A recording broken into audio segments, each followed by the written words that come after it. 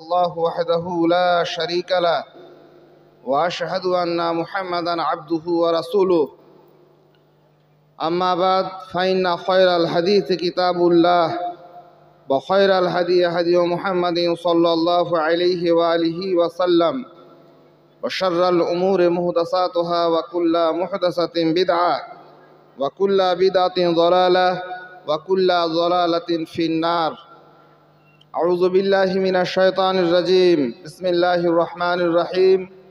يا أيها الذين آمنوا اتقوا الله حق تقاته ولا تموتن إلا وأنتم مسلمون. يا أيها الناس اتقوا ربكم الذي خلقكم من نفس واحدة وخلق منها زوجها وبث منهما رجالا كثيرا ونساء واتقوا الله الذي تساءلون به والأرحام إن الله كان عليكم رقيبا. يا أيها الذين آمنوا اتقوا الله وقولوا قولا سديدا يصلح لكم أعمالكم ويغفر لكم ذنوبكم ومن يطع الله ورسوله فقد فاز فوزا عظيما.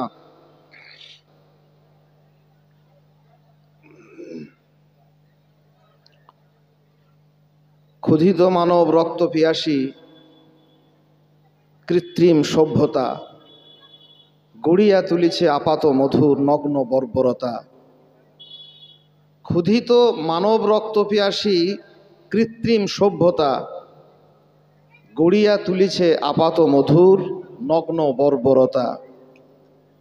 লালসা ক্ষুব্ধ মত্ত পবন গর্জিয়ে ওঠে সঘনে, বর্ষণমুখী দুঃখের মেঘ জমেছে ভাগ্য গগনে। ভুঁইফোড় যত ভ্রান্ত মতবাদ নাস্তিক জড়বাদী শয়তান বেদী গড়িয়া তুলেছে ধর্ম দুর্গভেদী। ভুঁইফোড় যত ভ্রান্ত মতবাদ নাস্তিক জড়বাদী শয়তান বেদী গড়িয়া তুলেছে ধর্ম দুর্গভেদী। চারিদিকে চির মৌন আধার, আলোকের দিশা নাই, দুর্যোগ রাত ঘনিয়ে এসেছে এই মুসলিম মিল্লায়। জালো সবে জালো, হিয়া কোণে জালো, সত্যের আলো জালো, জ্বলিয়া উঠুক নিরাশ আধারে আবার আশার আলো। সম্মানিত সভাপতি, আজকের এই সমাবেশে উপস্থিত বিজ্ঞাপিত অবিজ্ঞাপিত আলোচক মণ্ডলী, সর্বোপরি আমার সম্মুখে বসে থাকা সুধী শ্রোতৃমণ্ডলী, আমার ভাইয়েরা এবং পর্দার আড়ালে শ্রদ্ধেয়া মায়েরা ও বোনেরা, আল্লাহর অনেক প্রশংসা, তাঁর শুকরিয়ার, তাঁর কৃতজ্ঞতার শেষ নেই, অন্ত নেই। তিনি আমাদেরকে বিভিন্ন ব্যস্ততা থেকে মুক্ত করে সুন্দর একটা পরিমণ্ডলে, একটা মসজিদের চত্বরে বসে তাঁর কিছু কথা, তাঁর রাসূলের কিছু সুন্নাহ আলোচনা করার সুযোগ সৃষ্টি করেছেন, আমাদেরকে সেই অবকাশ দিয়েছেন। আন্তরিকভাবে আমরা জ্ঞাপন করি আলহামদুলিল্লাহ। অনেক দরুদ সালাম বিবর্ষিত হোক নবী মুহাম্মদুর রাসূলুল্লাহ সাল্লাল্লাহু আলাইহি সাল্লামের ওপর, যাকে ভালোবাসা মুমিনদের অপরিহার্য জরুরি একটি গুরুত্বপূর্ণ কাজ, যার প্রত্যেকটি পদক্ষেপ অনুসরণ করা একজন আদর্শ মানুষের একটি অনিবার্য তার পদক্ষেপ, যার প্রতিটি কথা, যার প্রতিটি কাজ আবহমান কাল ধরে মানুষকে আপ্লুত করেছে, শুধু আকৃষ্ট করেছেই তাই নয়, যুগে যুগে তাকে পথ দেখিয়েছে। সেই নবী মুহাম্মদুর রাসূলুল্লাহ সাল্লাল্লাহু আলাইহি সাল্লামের ওপর অসংখ্য অগণিত দরুদ সালাম বিবর্ষিত হোক। আল্লাহুম্মা সাল্লি আলাইহি আল্লাহুম্মা বারিক আলাইহি। এটা একটা দ্বীনি মজলিস, কোরআন সুন্নাহর এখানে কথা বিগত সময়ে বক্তারা আলোচনা করেছেন, আমার পরেও আলোচক মণ্ডলী আছেন, তারাও করবেন। আমারও সাধ্যমতো অনেক দূর থেকে আসা একজন মানুষ হিসেবে আপনাদের কাছে দু চারটি কথা বলবো। কথা আমাকে একটি বিষয় দেওয়া হয়েছে আলোচনার, সেই নিরিখেই কয়েকটি কথা আপনাদেরকে শোনানোর চেষ্টা করব। আমা তৌফিক ইল্লা বিল্লাহ, আলাইহি তাওয়াক্কালতু ওয়া ইলাইহি উনীব। তবে গুরুত্বপূর্ণ দুটি কথা প্রথমেই বলে রাখি, এইসব কথা কম বলা হয় না। আমাদের সমাজে এই ধরনের সভা সমিতি, সেমিনার, সিম্পোজিয়াম প্রচুর হয়। উপকৃত হওয়ার জন্য আমাদেরকে একটি শর্ত পালন করতে হবে। করবো তো ভাই? হ্যাঁ, না হলে উপকার হবে না। কোনো আলোচনা শুনলেই যে আপনি উপকৃত হবেন তা হবেন না। আল্লাহ নির্দিষ্ট করে দিয়েছেন যে কিছু লোক উপকৃত হবে। নামাজের কথা, রোজার কথা, তৌহিদের কথা, সুন্নার কথা, শিরকের কথা, বেদাতের কথা তিনাদি তো আলোচনা হচ্ছে। তাহলে কি করে মানুষ উপকৃত হচ্ছে? কি করে কই উপকৃত হচ্ছে? জালসাও শুনছে, লটারির দোকানে তালিও দিচ্ছে, কি করবে ও? আসলে আল্লাহ সুবহানাহু ওয়া তাআলার প্রদত্ত শর্ত দুটি হলো এই, আল্লাযীনা ইয়াসতামিউনাল কওল, কোনো কথা হলে যারা মনোযোগ সহকারে শোনে। সামিআ ইয়াসমাউ মানে হচ্ছে সাধারণভাবে শোনা, আর ইস্তামা ইয়াস্তামিউ মানে হচ্ছে গভীর মনোনিবেশ সহকারে শোনা, মনোযোগ সহকারে শোনা, প্রশান্ত চিত্তে সেগুলিকে শ্রবণ করা, প্রসন্নতার সঙ্গে কোনো জিনিসের ধ্যান দেওয়া, অনেকগুলো অর্থ। এর নাম হচ্ছে, আল্লাহ সুবহানাহু ওয়া তাআলা বলছেন যে তোমাদের সামনে যখন কোনো কথা হবে যারা মনোযোগ সহকারে শোনে, একটা কোন। আর দ্বিতীয় হচ্ছে আল্লাযীনা ইয়াসতামিউনাল কওল ওয়া ইয়াত্তাবিউনা আহসানাহু, সেই মূল্যবান ভালো কথাগুলি যারা জীবনে বাস্তবায়ন করে, কাজে পরিণত করে। রাতে শুনলো এখানেই চায়ের দোকানে আর বাড়ি যাওয়ার পথেই সেগুলিকে আর বিলিয়ে দিয়ে যায়নি, কর্ণকুহরে সেগুলো শুনেছে, হৃদয়ে সেগুলো স্থান দিয়েছে। এই ভূমিকা পালন করে যারা জীবনে সেগুলো কাজে লাগায়, যে আমরা শুনে এলাম এটা সুন্নাত, এটা পালন করতে হয়, এটা বেদাত, এটাকে ছাড়তে হয়, এটা শিরক, এটা জঘন্য একটা অপরাধ, এটা তাওহীদ, এটা মানব জীবনের মূল। এই কথাগুলো যখন শুনবো আমরা, তখন সেটা কান দিয়ে শুনবো না, হৃদয়ে তার যেন অবস্থান থাকে। তাহলে কি হবে? আল্লাহ সুবহানাহু ওয়া তাআলা বলছেন যে দুটি বৈশিষ্ট্য যদি তোমাদের থাকে, সেটা হচ্ছে মনোযোগ দিয়ে শোনা, আর দ্বিতীয়ত শ্রুত কথাগুলি জীবনে বাস্তবায়ন করা। মহান আল্লাহ বলেন উলাইকাল্লাযীনা হাদাহুমুল্লাহ, এরা হচ্ছে হেদায়েতের যোগ্য, এরা হেদায়েত পাবে। আল্লাহর কাছে দোয়া করি, আল্লাহর কাছে বেশি বেশি করে আশা করি, আকাঙ্ক্ষা করি, কামনা করি, আল্লাহ যেন, যে মুষ্টিমেয় শ্রোতা আমরা সামনে বসে আছি আর আমরা যারা বলছি, উভয়েই আমাদের বলা এবং শোনা কথাগুলি যেন গভীর মনোনিবেশ সহকারে শ্রবণ করা এবং জীবনে বাস্তবায়ন করার তৌফিক দিন, আল্লাহুম্মা আমিন। দ্বিতীয় একটি কথা, দিন বিনোদনের নাম নয়। দিন মানুষের জীবনে রক্তে মাংসে অস্থি মজ্জায় জড়িয়ে থাকা বিশ্বাসে, আকীদায়, কাজে কর্মে পরিপূর্ণ এক জীবন দিনের ভিতর অন্তর্ভুক্ত। দিনকে যদি আমরা বিনোদনের, খেলাধুলোর, সাজসজ্জার, নানা রকমের মজার প্রাপ্তির উপকরণ বানিয়ে ফেলি, আল্লাযীনা তাখাযু দীনাহুম, আল্লাহ বলছেন যারা দিনকে বানিয়ে নিয়েছে কি লাইবাও, কখনো খেলাধুলো, কখনো তামাশা, কখনো বিনোদনের উপকরণ, তাদের জন্য আল্লাহ শাস্তি ঘোষণা করেছেন। আমাদের জালসা জৌলুস, আমাদের ওয়াজ নসিহত, আমাদের দিনী কোনো কাজকর্ম, আমাদের দাওয়াতি পদক্ষেপ, আমাদের মাদ্রাসা, আমাদের মসজিদ, আমাদের দিনী যে কোনো কাজ, যার সঙ্গে আমার সম্পর্ক আছে জীবনের, যার সঙ্গে আমার সম্পর্ক আছে মরণের, যার সঙ্গে আমার সম্পর্ক আছে জান্নাতের, যার সঙ্গে সম্পূর্ণ সম্পর্কিত হচ্ছে জাহান্নামের, সেই জিনিসটাকে আমি যেন বিনোদন না মনে করি, খেলাধুলো না মনে করি, বিনোদনের উপকরণ না করে নিই, সাজসজ্জার মাধ্যম না বানিয়ে নিই। সারা পৃথিবীতে ধর্ম নামে এক প্রকার ব্যবসায়ীরা ঠিক এই কাজটি করে গেছেন। দিনের নাম করে মানুষকে তারা বিনোদন দিয়েছেন, দিন নয়। দিন হচ্ছে মুহাম্মদুর রাসূলুল্লাহ সাল্লাল্লাহু আলাইহি সাল্লাম যেটা আমাদের কাছে রেখে গেছেন। হেরা পর্বতের ওপর জিবরিল আমিন আলাইহিস সালাতু ওয়াত তাসলিম এক শুভক্ষণ একদিন এলেন, এসে শোনালেন ইকরা বিসমি রাব্বিকাল্লাযী খালাক। শুরু হলো দিন। একের পর এক দীর্ঘ প্রায় 23-24 বছর ধরে সুদীর্ঘ সময়কাল জুড়ে জিবরিল আমিন এলেন আর শুনিয়ে গেলেন কোরআন, সুন্নাহ, কি করে উযু করতে হয়, কি করে গোসল করতে হয়, কিভাবে সালাত আদায় করতে হয়, কিভাবে জীবন যাপন করতে হয়, এই যাবতীয় বিধিবিধান। এই দিনটাকে, দিনের বিধিবিধানটাকে, দিনই কোনো কাজকে আমরা যখন বসবো, আমরা আসবো, আমরা শুনবো, মনোযোগ দিয়ে শুনবো, এবং এটা যে কোনো বিনোদন নয়, এটা যেন হাসি মজার জায়গা নয়, খেলাধুলো নয়, এই ব্যাপারে সজাগ থাকবো। আল্লাহ পাক রব্বুল আলামিন এটি আমাদেরকে জীবনের, আমাদের মৃত্যুর, আমাদের আখেরাতের, আমাদের জান্নাত জাহান্নামের একটি বড় মানদণ্ড। এটির মধ্যে যদি আমরা পূর্ণভাবে প্রবিষ্ট হতে পারি তাহলে আমাদের জন্য রয়েছে কল্যাণ। যদি এখান থেকে আমরা বিচ্যুত হই তাহলে রয়েছে চরম দুর্ভাগ্যময় একটি অবস্থান। এসব ভাবনা চিন্তা করে আমরা মনোযোগ হয়ে যেন কিছুক্ষণ বসে আল্লাহ সুবহানাহু ওয়া তাআলা আমাদের সেই তৌফিক দিন, আল্লাহুম্মা আমিন।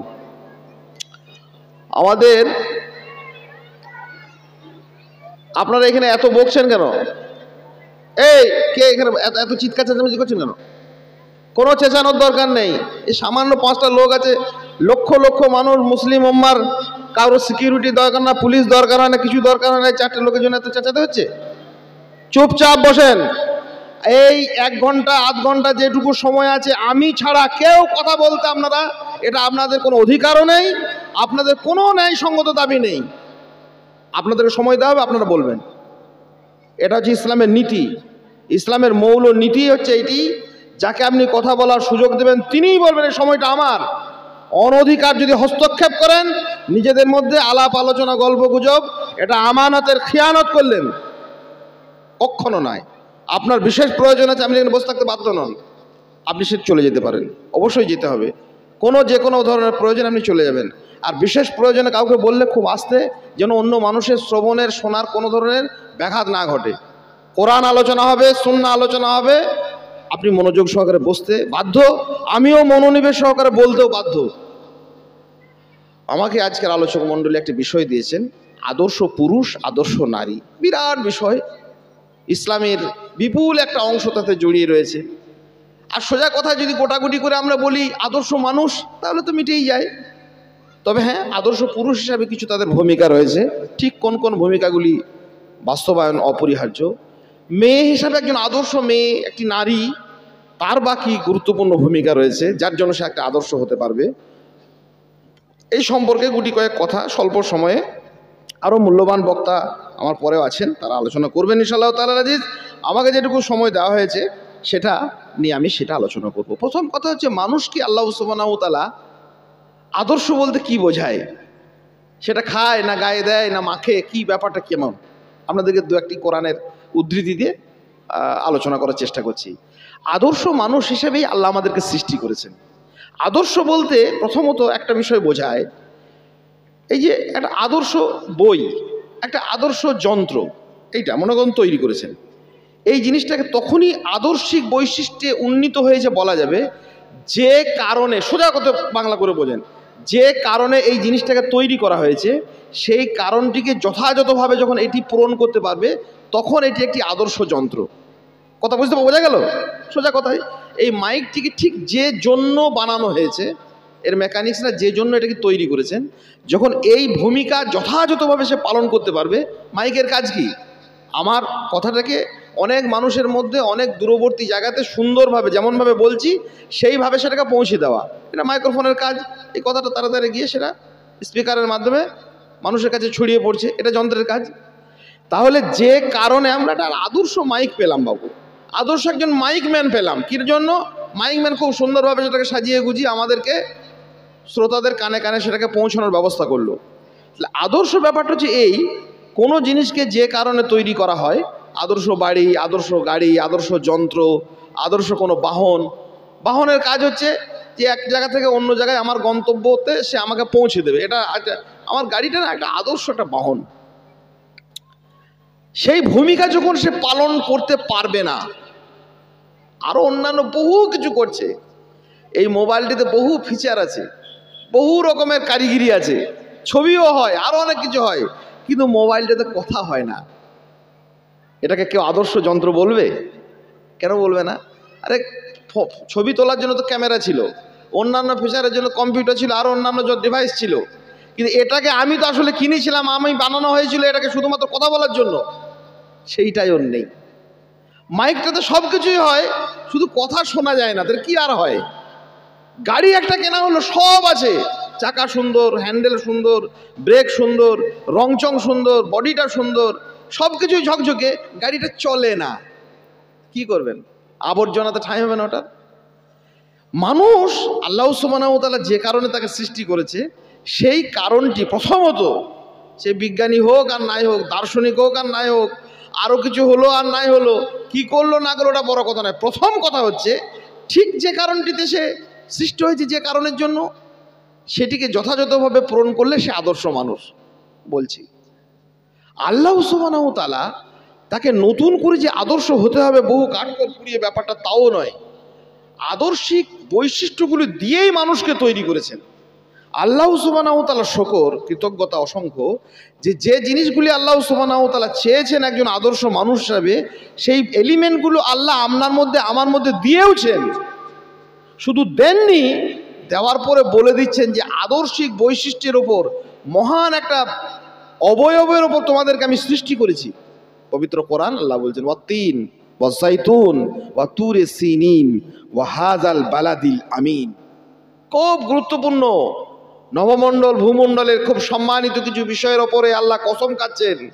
3 ফলের, জাইতুনের, সিনাই পর্বতের এবং বাইতুল্লাহর, হাযাল বালাদিল আমিন, ওই নিরাপদ নগরীর মক্কার কসম খেয়ে বলছেন লাকাদ খালাকনাল ইনসানা ফি আহসানি তাকবীম। আমি অবশ্যই মানুষকে সৃষ্টি করেছি উত্তম অবয়বে, উত্তম করে, আদর্শিক করে।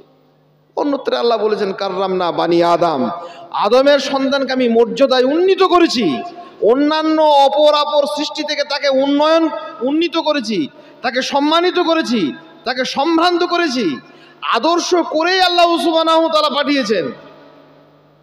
সুম্মা রাদাদনাহু আসফালা সাফিলিন, তারপর তার নিজের কর্ম অনুযায়ী কৃতকর্মের ফলে সে রসাতলে পৌঁছেছে, তার স্খলন ঘটেছে, তার বিচ্যুতি ঘটেছে, সে দূষিত হয়েছে, সে নানা রকমের আবর্জনায় নিক্ষিপ্ত হয়েছে। কখন? তার নিজের আচরণে। এটা আল্লাহ সুবহানাহু ওয়া তাআলা আদর্শ করে, আদর্শ বহির্ভূত করে আমাদের তৈরি করেছেন এমনটি নয়। নারী পুরুষের জন্য এটা সতর্ক এবং সজাগ থাকা দরকার অপরিহার্যভাবে, যে আল্লাহ সুবহানাহু ওয়া তাআলা আমাদেরকে একজন আদর্শ মানুষ করে, একজন আদর্শ পুরুষ করে, যাকে নারী করেছেন আদর্শ নারী করেই পাঠিয়েছেন। আমাদের দরকার তার সেই বৈশিষ্ট্যগুলি যেগুলি আমাদের মধ্যে দিয়েছেন, সেইগুলিকে, সেই সুকুমার বৃত্তিগুলিকে প্রকাশ করা, সেগুলি মানুষের কাছে প্রচার করা, সেগুলি নিজের শরীরে, নিজের দেহে, নিজের জীবনে, নিজের সমাজে সেগুলি কি করা, তাকে বিভাস ঘটানো, তার আভাসগুলি মানুষের কাছে একটা প্রতিচ্ছবির মতো ফুটিয়ে তোলা, এ দায়িত্ব দায় এগুলো আমাদের। পুরুষের জন্য কিছু কিছু আলাদা বৈশিষ্ট্য রয়েছে, কিছু কিছু রয়েছে নারী পুরুষের মধ্যে দুটির মধ্যেই গুরুত্বপূর্ণ এই আদর্শিক বৈশিষ্ট্য রয়েছে। আমি গুটি কয়েক বৈশিষ্ট্যের কথা আপনাদের কাছে সরাসরি বলবো ইনশাআল্লাহ তাআলা আজিজ। মানুষ হিসেবে সাধারণ কতগুলো বৈশিষ্ট্য রয়েছে আল্লাহ সুবহানাহু ওয়া তাআলা ঠিক যে কারণে আমাদেরকে সৃষ্টি করেছেন।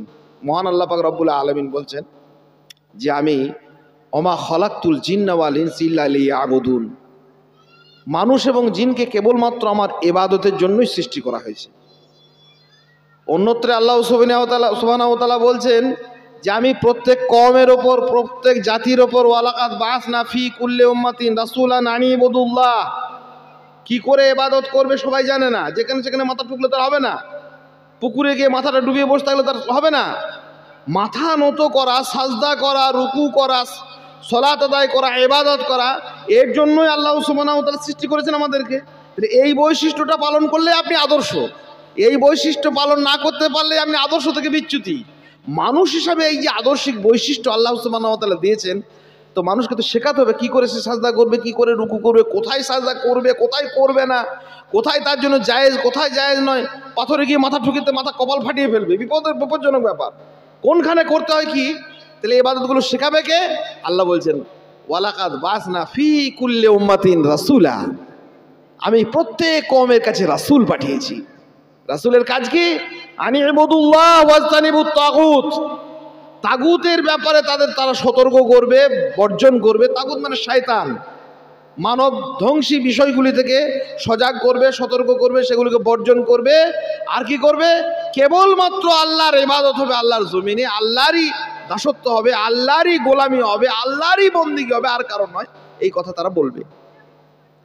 আদর্শ সম্পর্কে আমরা বুঝতে পারছি, এতে নারী পুরুষ বলে কিছু নয়। আবাল বৃদ্ধ বনিতা, নারী পুরুষ, ছোট বড়, গরিব ধনী, সমস্ত শ্রেণীর মানুষ আল্লাহ সুবহানাহু ওয়া তাআলা ঠিক এই জন্যই আমাদেরকে সৃষ্টি করেছেন, ঠিক এই কারণেই এই পৃথিবীতে আমাদেরকে পাঠিয়েছেন।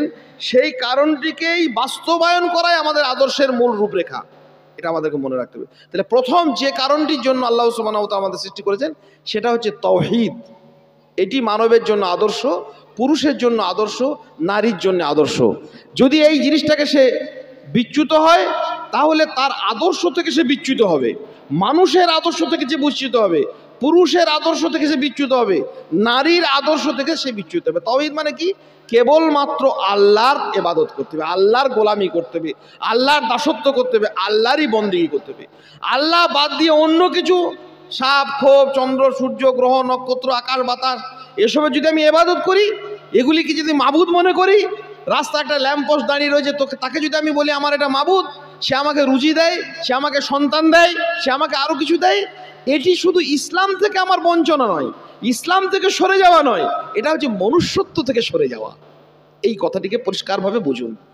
একজন আদর্শ মানুষ হিসাবে আপনাকে তাওহীদের উপরে আস্থাশীল হওয়া, ঈমানবিদ তাওহীদকে গ্রহণ করা কতখানি অপরিহার্য। যদি তাওহীদ থেকে আমি বিচ্যুত হই, তাহলে আমি যে শুধু ইসলাম থেকেই চলে গেলাম তা নয়, আমি মানুষ থেকেও চলে যাচ্ছি, আদর্শ আর মানুষ হতে পারছি না, আদর্শ পুরুষও না, আদর্শ নারীও না। একটা নির্বাক সত্তা আমার সামনে দাঁড়িয়ে রয়েছে, মাইক্রোফোনটা আমার সামনে এখানে দাঁড় করানো রয়েছে।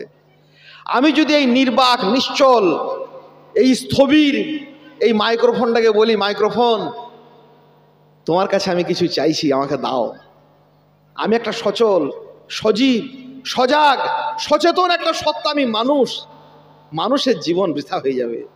আমি এই পোস্টটাকে যদি বলি যে আমাকে কিছু দাও, পৃথিবীতে কেউ করে না, কোনো মানুষ তো দূরের কথা, কোনো কুকুর, ছাগল, বিড়াল, হাঁস, মুরগি কেউ এই কাজ করে না।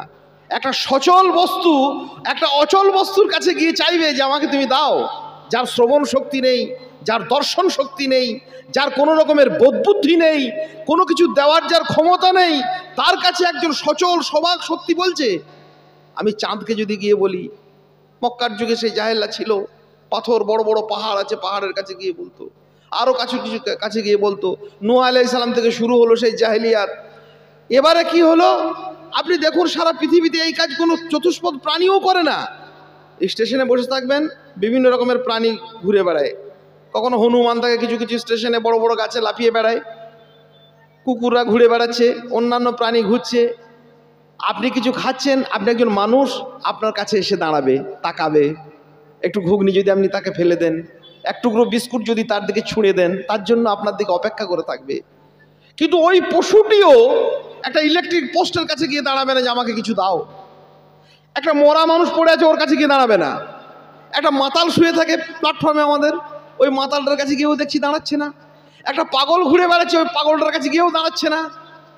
ও দাঁড়াচ্ছে স্বাভাবিক সুস্থ বোধসম্পন্ন একটা মানুষের কাছে, কারণ ওর মধ্যে এই বোধ বুদ্ধিটুকু আছে যে নির্বাক, নিশ্চল, পাগল, এই সমস্ত মাতাল এদের কাছে গেলে কি পাবো? আমি মানুষ। আমি যদি মাইক্রোফোনের কাছে, লোহার কাছে, তামার কাছে, সাগরের কাছে, নদীর কাছে, আকাশের কাছে, বাতাসের কাছে গিয়ে বলি, বিজ্ঞানের যুগে মানুষ, কুসংস্কার মুক্ত মানুষ, আমি 2024-এর একটা স্যাটেলাইটের যুগের মানুষ, তাহলে এ আমার মানবতার অপমান নয়? এই মনুষ্যত্বের অবমাননা নয়? তাওহীদকে আল্লাহ সুবহানাহু ওয়া তাআলা মানব জীবনের জন্য সর্বোন্নত নিয়ামত করেছেন। একজন মানুষকে পূর্ণাঙ্গ মানুষে বিকশিত করার পর তাকে সমুন্নত করেছেন।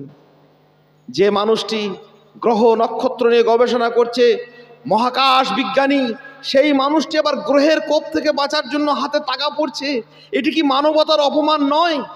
আপনি বিজ্ঞানী, আপনি চর্চা করলেন, আপনি গ্রহ নক্ষত্র দেখে এলেন, আপনি স্যাটেলাইটে গেলেন, আপনি চাঁদে গেলেন, আবার সেই গ্রহের কোপ থেকে বাঁচার জন্য আপনি এমন একজনের কাছে এমন একটা জিনিস ধারণ করছেন যে জীবনে স্কুলে যায়নি, যে জীবনে লেখাপড়া করেনি, যে কিছুই তার বোধ বুদ্ধি নেই, তার কাছে এই যে অবনমন, এই যে পদস্খলন কেন হয়েছে? তাওহীদের বিচ্যুতির জন্য। আল্লাহ সুবহানাহু ওয়া তাআলা একমাত্র মাবুদ, এই কথাকে না মানতে পারার জন্য, তাওহীদের ওপরে তার আস্থা না থাকার জন্য। সামনে দিকে একটা বিড়াল পার হয়ে গেছে, ছুটে গাড়ি ব্রেক কষে বন্ধ করে দিয়েছে। কেন? বলছে ভাই বিড়াল পেরিয়ে গেছে, বিপদ। আমি শোনেন, আল্লাহকে ভয় না করলে দুনিয়ার সবাইকে ভয় করতে হয়। বিড়ালকেও করতে হয়, কুকুরকেও করতে হয়, ছাগলকেও করতে হয়, কিছু নেই তাকেও করতে হয়। কেন? শুধুমাত্র আল্লাহকে একমাত্র ভয় করতে পারেননি বলে। আল্লাহ সুবহানাহু ওয়া তাআলা মানব জাতির জন্য, আদর্শায়িতের জন্যে মানুষকে আল্লাহর ইবাদত করবে সারা পৃথিবীর মানুষ, এতে আল্লাহর এক বিন্দু কণা পরিমাণ সম্মান বাড়েও না। আর সারা পৃথিবীর সমস্ত মানুষ যে কুফরি করবে তাতে যে তার সম্মান কমে যাবে তাও কমেও না। আল্লাহ নিজে নিজেই প্রশংসিত। মানুষের কল্যাণের জন্য তিনি আমাদের কাছে তাওহীদ পাঠিয়েছেন, রিসালাত পাঠিয়েছেন। কাজে আদর্শ পুরুষ এবং নারী হওয়ার জন্য, সংক্ষেপে বললাম, এটা আমার বিষয় নয়, কখনো কখনো বললে অনেক দীর্ঘ হবে, তাতে বহু মানুষ হয়তো ভালো লাগবে, কাউকে ভালো না লাগতেও পারে। ব্যাপারটা হচ্ছে সে নিয়ে আবার কখনো যদি পরিসর হয় ইনশাআল্লাহ তাআলা আজিজ বলবো। সংক্ষেপে কথা মনে রাখবেন, যদি ইচ্ছে হয় ভালো লাগে কোরআন এবং সুন্নাহর, যে তাওহীদ মনুষ্যত্বের সর্বোচ্চ সম্মাননা। তাওহীদের বিপরীত যা শিরক, মনুষ্যত্বের সর্বঘৃণিত অবমাননা।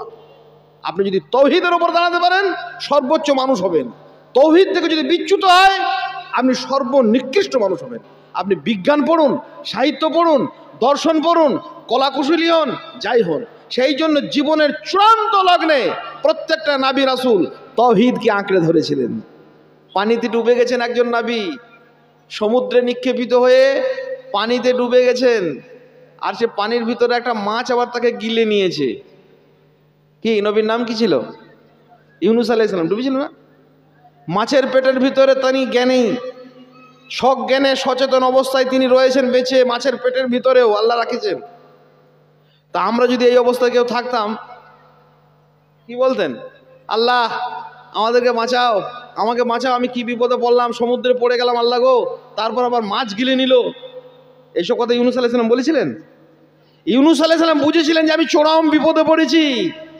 কিন্তু জীবনে যত বিপন্নতাই পড়ি না কেন, যত বিপদই গ্রাস করুক না কেন, একটা জায়গা থেকে যেন আমি বিচ্যুত না হয়ে যাই, সেই জন্য তাড়াতাড়ি করে বলছেন লা ইলাহা ইল্লা আনতা, আল্লাহ তুমি ছাড়া কোনো মাবুদ নেই, সুবহানাকা ইন্নী কুনতু মিনাজ জালিমিন। জীবনের চূড়ান্ত লগ্নেও, মৃত্যুর মুখোমুখি দাঁড়িয়েও যেন আল্লাহর এই তাওহীদ থেকে, তাওহীদের কল্যাণ থেকে, তাওহীদের বার্তা থেকে আমি সরে না যাই, তাহলে আমার সব শেষ হয়ে যাবে। কথা বুঝতে পারা যাচ্ছে? ওখানে লা ইলাহা ইল্লা আনতা বলার কি মানে? আমরা হলে কি করব? আল্লাহ বাঁচাও করতাম, কিন্তু তা এটা মানুষকে তিনি শিক্ষা সব নবীরাও। চূড়ান্ত পরীক্ষার সামনে ইব্রাহিম আলাইহিস সালাম কি বলছেন? আল্লাহ আমাকে বাঁচাও গো, আমি মরে যাব, আমার সন্তানকে কোরবানি দেবো, কি করব? আমাকে আগুনে পুড়িয়ে মারছেন, আমার কি হবে? মুসা আলাইহিস সালামের সামনে সমুদ্র চলে এলো, তিনি কি বলেছিলেন? কারো বলেন, কি বলছেন তারা? ইব্রাহিম আলাইহিস সালাম বলছেন, হে আল্লাহ, ইন্না সলাতি ওয়া নুসুকি ওয়া মাহিয়া ওয়া মামাতি লিল্লাহি রাব্বিল আলামিন, আমার নামাজ, আমার রোজা, হজ, কোরবানি, আমার জীবন, আমার মরণ আল্লাহ তোমার জন্য। এটা যে তাওহীদ, কেবলমাত্র তোমারই জন্য। সম্মুখে বিক্ষুব্ধ সমুদ্র, মুসা আলাইহিস সালাম দাঁড়িয়ে আছেন, আর পিছনে রয়েছে ফেরাউনের বিপুল বাহিনী। মুসা আলাইহিস সালাম সম্মুখে দাঁড়িয়ে বলছেন, মুসা আলাইহিস সালামের লোকজন যারা সঙ্গে ছিল তারা বলছেন, ফালাম্মা তারাল জামাআন, দুই দল যখন পরস্পরের দৃশ্যসীমার মধ্যে চলে এলো, ফেরাউনের বাহিনী দেখতে পাচ্ছে ওই যাচ্ছে মুসা, মুসা আলাইহিস সালামের বাহিনী দেখতে পাচ্ছেন এই যে আসছে ফেরাউন। যখন দুই দল পরস্পরের দৃশ্যসীমার মধ্যে চলে এলো, ক্বালা আসহাবু মুসা, মুসার লোকেরা বলছেন ইন্না লা মুদরাকুন, নবীজি আমরা ধরা পড়েই গেলাম। তো কি হবে? সামনে সমুদ্র, পিছনে ফেরাউনের বাহিনী, সমুদ্রে ঝাঁপ দিতে হবে, ঝাঁপ দেওয়াতে সাথে আত্মহত্যার শামিল। আর যদি সমুদ্রের পাড়ে দাঁড়িয়ে থাকে তো ফেরাউন এসে আমাদেরকে গপ গপ করে ধরবে আর মারবে, তাহলে আমরা ধরা পড়েই গেলাম। সবাই বলছেন এক কথা, মুসা আলাইহিস সালাম বললেন না সে কথা। মুসা কি বললেন? কাল্লা, কখনো নয়, ইন্না মায়া রব্বি সায়াহদিন, আমার রব আমার সঙ্গে আছে, এখনই তিনি আমাকে রাস্তা দেবেন। এর নাম তাওহীদ।